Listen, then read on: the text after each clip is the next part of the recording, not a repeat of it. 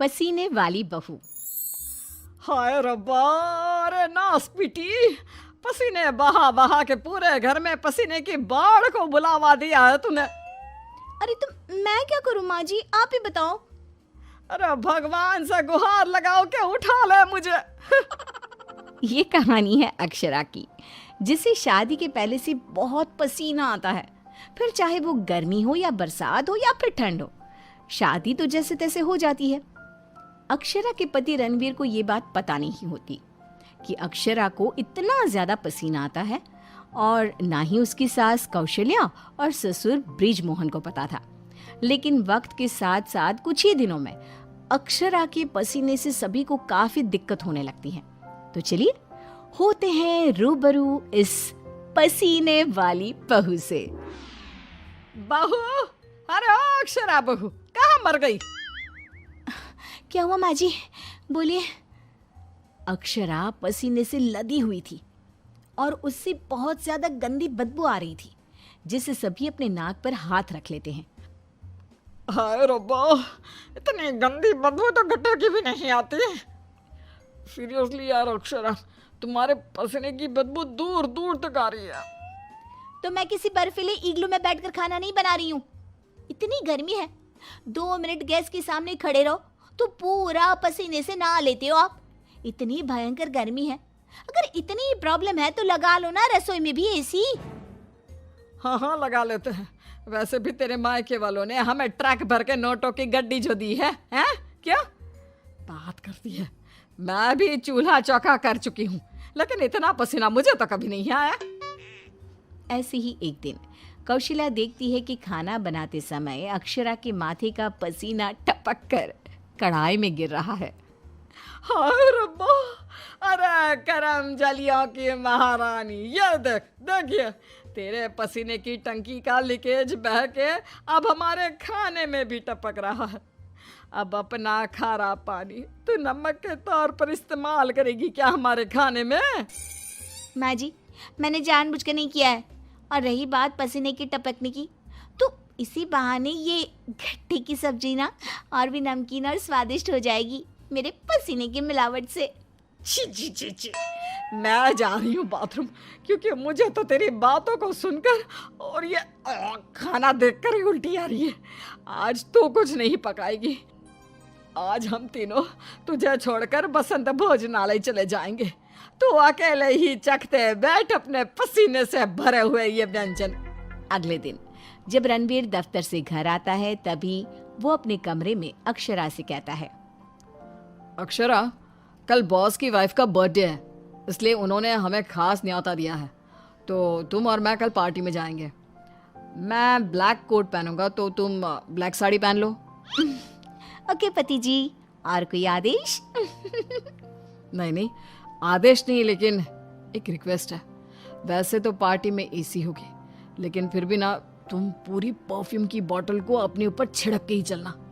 एक क्या, मैं तो कहता हूँ 5 चाय बोतल को छिड़क लो ना, क्योंकि अगर किसी ने तुम्हारे पसीने की बदबू को सूंघ लिया ना तो फालतू में सीन क्रिएट हो जाएगा वहां पर, ठीक है? मुंह टेढ़ा करके अक्षरा जवाब देती है, ठीक है, लगा लूंगी, खुश। अगले दिन पार्टी के लिए अक्षरा सच में 5 परफ्यूम की बोतल को अपने ऊपर छिड़क कर सच धज के रणवीर के साथ पार्टी में चली जाती है। पार्टी में एसी थी, इसलिए पहले के 15 से 20 मिनट तो कुछ भी नहीं हुआ, लेकिन उसके बाद से जो अक्षरा को पसीने छूटने शुरू हुए कि बस वो पसीने से भीग कर गीली होती ही जा रही थी, और उसकी बहुत गंदी बदबू भी आने लगी, जिसको सुनकर पार्टी के गेस्ट आपस में बात करने लगे। अरे ये इतनी गंदी बदबू कहाँ से आ रही है? शायद किसी के जुराबों की गंदी बदबू है ये। जुराबे नहीं, मामला कुछ और ही है जनाब। इतनी बड़ी 5 स्टार पार्टी में पता नहीं कहाँ से घुस गया कोई गटर का कीड़ा। तभी रणवीर अक्षरा को धीरे से कहता है, तुम्हें कहो तो ना परफ्यूम, पाउडर और साबुन से 10 बार नहाना। लेकिन तुम्हें तो पता है ना कि मुझे पसीने छूटते ही हैं, चाहे कितना भी कुछ भी कर लूं। और उनकी ये बात बगल में खड़ी एक बूढ़ी औरत सुन लेती है और वो बवाल मचा देती है। अरे बाप रे, ये गंदी महक तो यहाँ से आ रही है। रणवीर की बीवी से देखो तो पूरे कपड़े भीग गए इसके पसीने से। सभी रणवीर और अक्षरा पर बहुत हंसते हैं। रणवीर घर जाने के बाद अक्षरा को खूब डांटता है। मिला देना पानी में मेरी पूरी मेहनत से कमाई हुई इज्जत। अरे अक्षरा बहू, किस मिट्टी की बनी हो तुम, जो पसीने का झरना बहता ही रहता है तुम्हारे बदन से 12 महीने और 24 घंटे नॉन स्टॉप। अरे अभी तो इस कलमुहे के कलेजे को ठंडक पड़ी होगी। लोगों के कुंडली में मार्केश दोष होता है, लेकिन हमारी बहू की कुंडली में पसीना दोष है।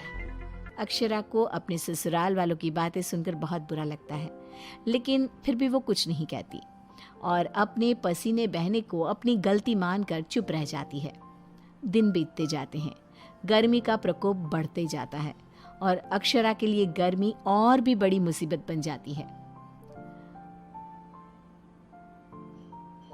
उसे पसीने से पूरे हाथ, पांव, गले, चेहरे और बदन पर घमौरियां आ जाती है, जिसके कारण उसे खूब जलन महसूस होती है। बहुत जलन हो रही है।